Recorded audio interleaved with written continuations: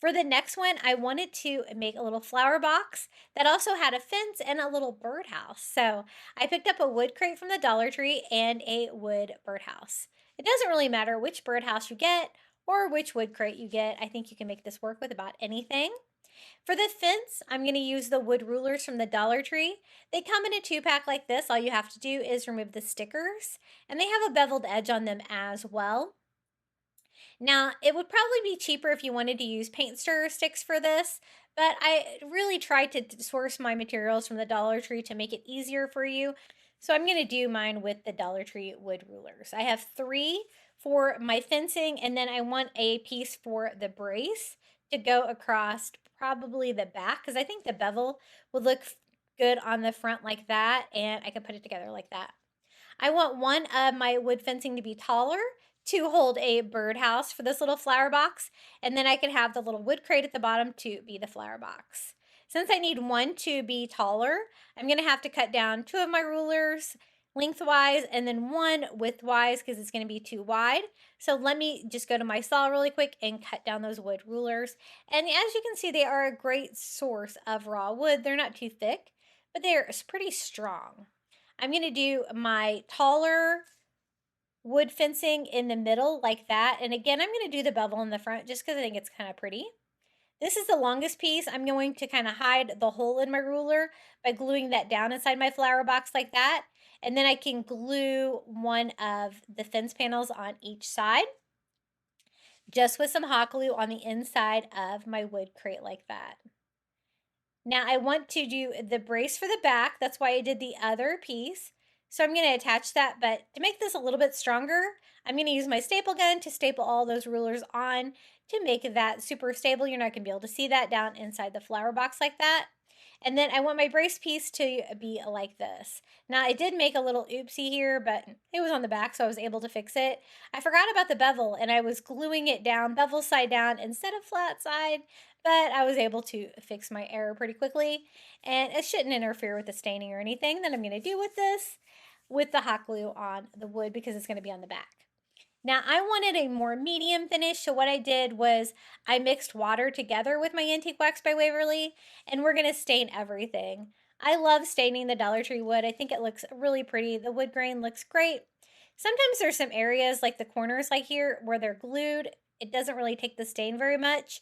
I'll show you how I go about fixing that. But as you can see, this is a very thin stain. I'm just adding it and drying it with a paper towel to let that raw wood really soak that in. And again, I don't want it to be super dark in color.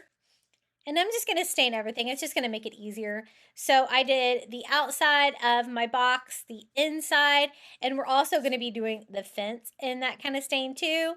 I thought that was a fun look. You could also do yours in white too if you wanted to paint yours, or even do a whitewash by mixing some white paint with some water as well. That would be really cute. And since this is a standalone piece, I'm going to go ahead and stain the back of everything too to make everything really look nice. And I think this is going to work great for a backdrop for the birdhouse. Here on the side where it had a little bit of glue that prevented the staining, I just used some of the antique wax just straight like that to disguise that a little bit. It's not going to be perfect, but it's a side, so I think it's going to work out fine. For the birdhouse, I do want to make it bright and colorful, but I also want it to go with the vibes of the stain of the fencing and the flower box. So the first thing I did was just use that same wash to stain everything, the roof, the base, the birdhouse. And then I can go over the birdhouse with a color, and the paint plus the staining is going to make it look really rustic, but it's also going to brighten it up and add some spring colors to this. So I just used a small paintbrush and some bright pink acrylic paint, and I am just going over where I stained it. I'm going to leave the little bird perches here stained for a little contrast, and just going around the little holes. This one has 2 holes in it for this little birdhouse, but I want to leave the roof stained and I want to leave the bottom of it stained. So I am just going over the birdhouse and the top of the bottom to bring that pink in. And since this is a standalone piece, you might be able to see it from different sides. I'm going to go ahead and paint all 4 sides. And again, just using the smaller brush was able to let me kind of stay where I wanted to with the paint without using any painter's tape.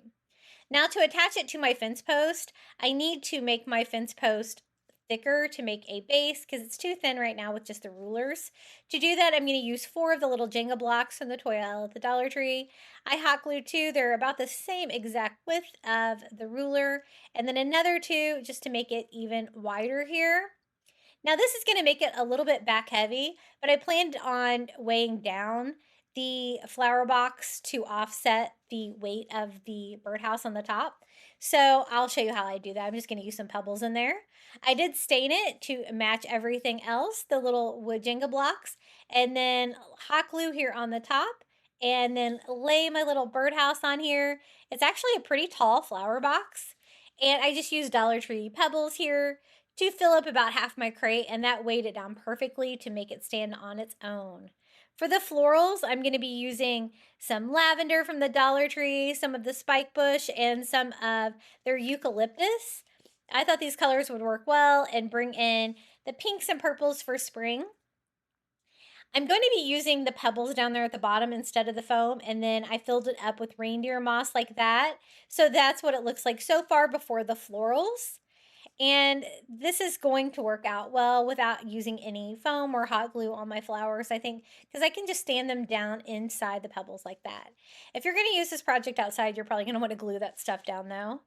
But I wanted it to almost look like a little butterfly garden here at the base of our birdhouse. And so I thought that the eucalyptus, the lavender, and the spike bush looked really pretty for a little DIY butterfly garden. We're even going to add a butterfly to it as well. I thought that'd be really fun. So I did the greenery across the bottom. I mixed in some of the lavender. I don't want anything to be too tall, but I do have a little bit of room to go up the sides of our little DIY fence. And that fence was so easy, just using the rulers from the Dollar Tree. And whenever you have the individual raw pieces of wood like that, it just makes crafting so much easier. And I just want to mix in lots of pinks and purples into this greenery, make it look really full, our little flower box here at the bottom. And then for the butterfly, I'm going to use one of the pink butterflies on the onion grass from the Dollar Tree. I just simply pulled mine off, gave it a little iron with my heat gun, and some of the eucalyptus had like a little spike here at the end. I was able to just set it right on there just like it was on the original plant. So easy. And then for a little nesting material, I used a little bit of Spanish moss coming out of both of the openings to make it look like there's a little bird's nest in the top of our birdhouse here. I don't want it to be too crazy, sticking out maybe just a little bit here at the top. And this is how it turned out, our little birdhouse fence flower box. I think it's so pretty and fun for spring. What do you guys think about this design?